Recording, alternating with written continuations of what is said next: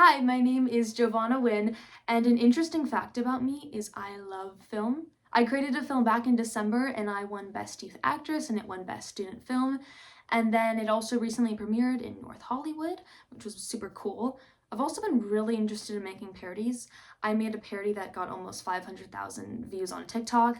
It's about a platform called Jubilee. And if you don't know what that is, it's a platform. People debate each other, and there's a lot of crazy right-wing people on there, and I did a reenactment of that, and it did well.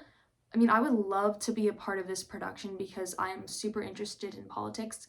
I'm generally not a very abrasive person, and I won't always speak up, but when it comes to politics and morals, I'm always super forward about that, and that is something that I'm so passionate in, which is why I joined my school's Model UN program, and we work on presenting solutions and agreements about politics and negotiating while trying to come towards a compromise, which is something that I love so much. So yeah, that's why I would love to be a part of this production. American students need to be immersed in the arts, which is the backbone for the United States' economy. This is a $1.2 trillion industry which supports 4.2% of the United States' GDP. With about half of Americans claiming that they utilize art, such as playing an instrument or sewing, as a therapeutic approach to cope with the daily stress of life, and over 650 million people benefit from art therapy worldwide. This is essential to our economies and our daily lives. I mean, stripping away students from art, which has been around for tens of thousands of years, is taking away our cultural identities and rights to self-expression. Hi, my name is Isabella Silver, and I am a 16-year-old student from Greenville High, and I've done debate since I've been 8 years old. What I love about debate is that it gives students like me a chance to share my voice. I'm here tonight to dig deep into a question about our founding document. Is it protecting us? Or is it the source of our problems? Personally, I think the answer is both. But for the sake of having a good debate, we're going to take a different side here tonight.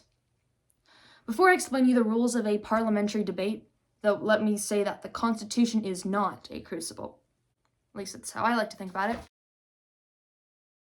Hi, my name is Isabella Silver, and I am a 16-year-old student from Greenville High School, and I've done debate since I've been 8 years old. Okay, what I love about debate is that it gives students like me a chance to share my voice. Now, I'm here tonight to dig deeper into a big question about our founding document. Hey, is it protecting us? Or is it the source of our problems?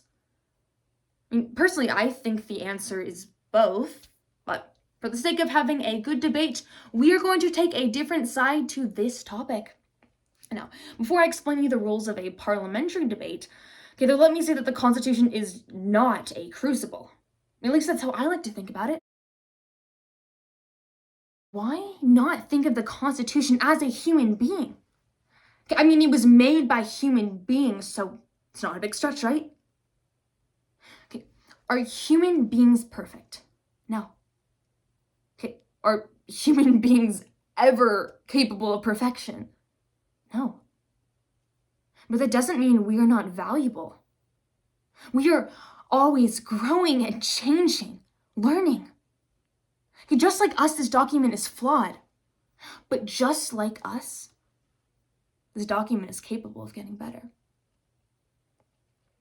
Now, my opponent brought up the Ninth Amendment in her prepared speech, which went way over time, by the way. I mean, sure, the penumbra metaphor is an interesting way to understand the Ninth Amendment, and I'm not arguing against it. But let me help you understand it in another way. I don't have any imaginary friends. But when I was younger, I did invent a fictional character named Boxella. Boxella is a skrillion-year-old AI robot who is shaped like a box and is much smarter than Siri because she knows everything, including the future. Boxella knows what you're going to do next summer, and she knows what life on Earth will be like 1,000 years from now. To me, the Ninth Amendment is like Boxella. She holds the memory of our future. Too bad for us. We won't know what that is until we get there. Our topic is, should we abolish the United States Constitution? So usually there are 3 people on a team, but we are going to do this one-on-one tonight. So this is a style I like to call Iron Man, or I call it Iron Person. Because typically in a parliamentary debate, we use a form called po-poop, which is proposition, opposition, proposition, opposition, opposition, proposition, but we've made up a special style that we are calling po-po-po. Proposition, opposition, proposition, opposition, proposition, opposition.